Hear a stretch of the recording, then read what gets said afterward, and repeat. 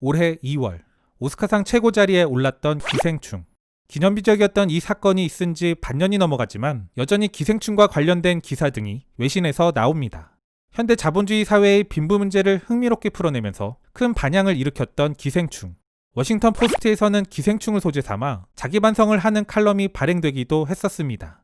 이제는 시간이 좀 지난 만큼 빈부 문제에 대한 영화의 핵심 주제에 관한 것보다는 조금은 다른 방향의 기사, 칼럼 등이 눈에 띄는데요. 여기에는 영화적 디테일 또는 문화적 코드에 대해 이야기하는 기사들을 대표적으로 꼽을 수 있겠습니다. 오늘은 이러한 종류의 칼럼을 소개해드려 볼까 합니다. 영화 속에 드러나는 한국 문화 중 외국 관객들에게 낯설게 다가오는 것을 다룬 기사.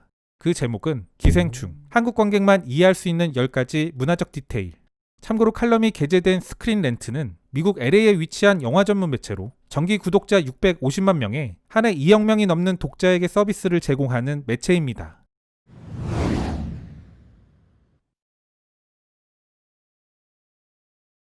기생충은 세계에서 가장 유명한 한국 영화.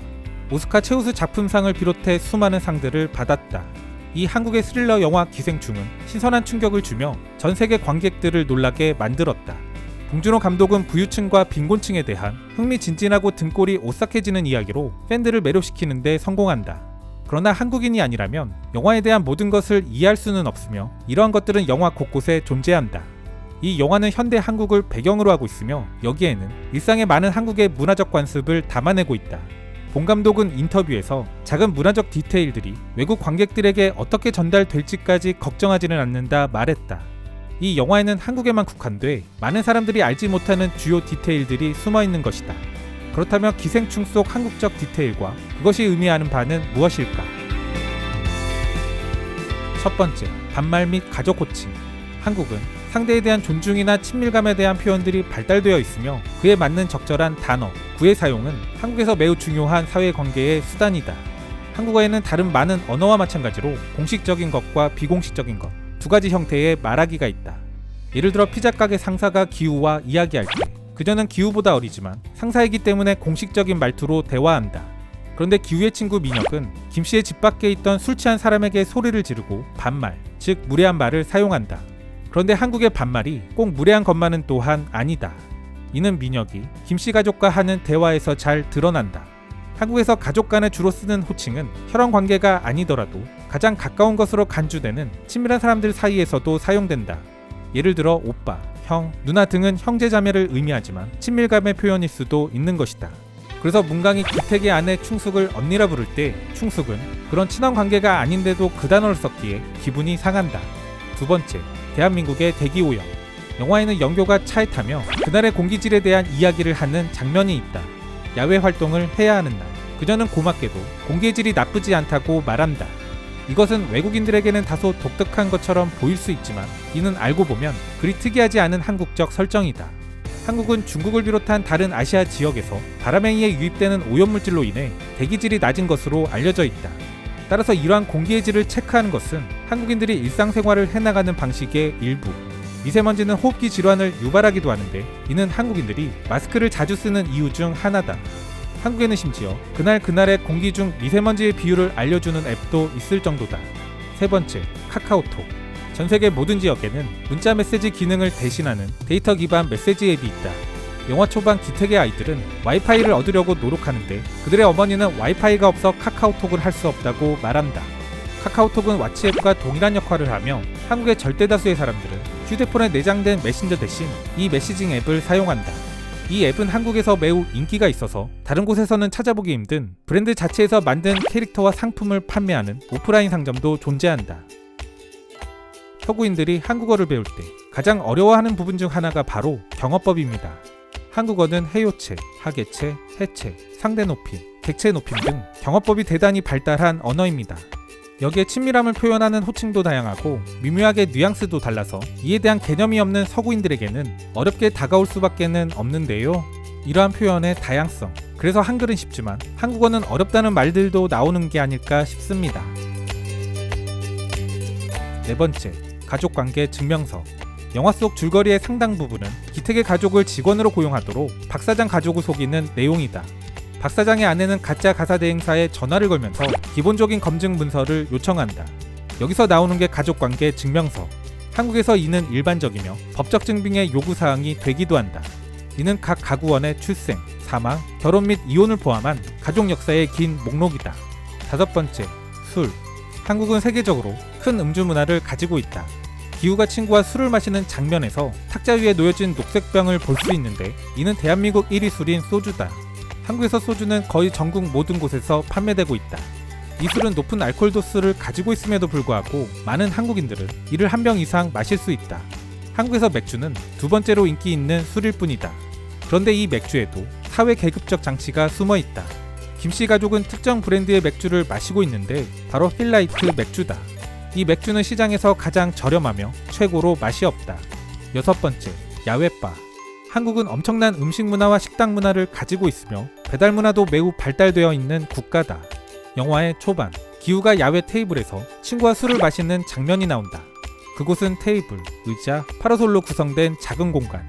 이런 식으로 야외에 마련된 공간은 많은 식당들에서도 볼 수 있으며 한국의 거리에서 흔하게 볼 수 있는 광경이다. 한국인들은 추위 속에서도 술이나 라면을 먹기 위해 밖에 앉기도 하며 이는 전혀 이상하지 않은 문제없는 행동이다. 그리고 술자리에서 막내가 연장자를 위해 서비스하는 것도 이 나라의 관습이다. 7번째, 실내에 신발이 없다. 실내에서 신발을 신지 않는 것. 이는 미국에서는 각 가구별 선호도에 따라 다르다. 그러나 대부분의 아시아에서는 이는 필수적인 사항이며 여기에는 한국도 포함된다. 한국인들이 이렇게 하는 이유는 이들이 위생을 중요시 여기기 때문이다. 그들은 외부로부터 세균을 비롯한 오염물질들이 집으로 유입되는 것을 매우 싫어한다. 한국에서는 집에 들어오는 사람이 현관에서 신발을 벗는 것은 보편적인 일. 한국에 방문하는 많은 사람들은 실내용 슬리퍼를 흔하게 발견할 수 있을 것이다. 이는 한국의 일반 가정집뿐 아니라 일부의 병원과 식당에서도 일어나는 일이다. 8번째, 가난한 사람의 집, 부자의 집. 김씨 일가가 살고 있는 반지하 집은 서구권에서도 큰 화제가 된 주제였다. 한국의 반지하 집은 여전히 서울의 일부 지역에서 볼 수 있는 주거 형태이며 이것은 사회계층에 대해 많은 것을 알려준다. 김씨 가족은 지상과 나머지 세계의 중간에 있는 것. 이에 비해 박 사장의 집은 흔한 형태가 아니다. 한국에서 실제로 이런 규모의 집에서 살 수 있는 사람은 많지 않으며 서울 인구의 대부분은 아파트에 거주한다. 안전한 동네에서 살 수 있을 뿐만 아니라 마당에 있는 집을 가질 수 있다는 것은 높은 지위에 올랐다는 것을 의미한다. 신발을 벗는 문화에 대해 기사는 위생의 관점에서 이야기를 했는데요. 현대에는 이것이 맞는 관점일 수는 있겠지만 그러나 전문가들이 추정하는 탄생 이유는 아닙니다. 한국주거학회장 박선희 전북대 교수는 이를 두고 난방 방식의 차이에서 유래한 주거 문화라 주장합니다.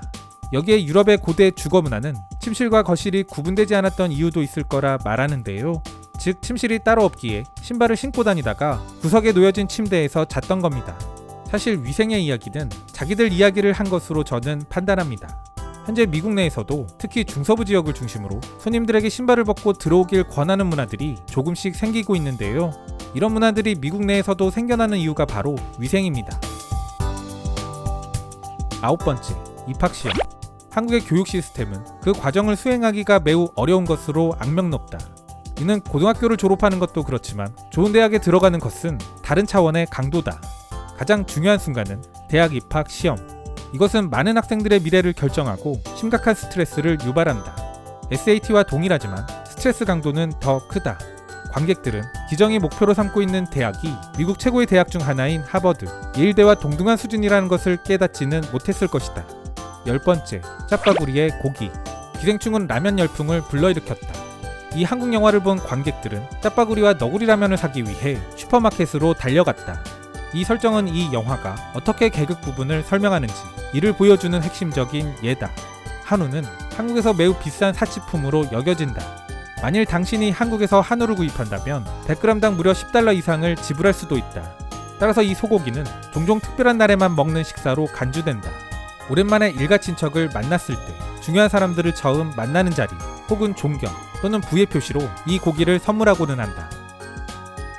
기생충과 같은 잘 만든 영화 한 편, 이런 것들이 한국 문화를 이해하는 매개체가 된다는 것을 이번 기사는 잘 보여주는 게 아닐까 싶습니다. 차별과 분쟁은 무지와 두려움에서 나온다고 저는 생각합니다.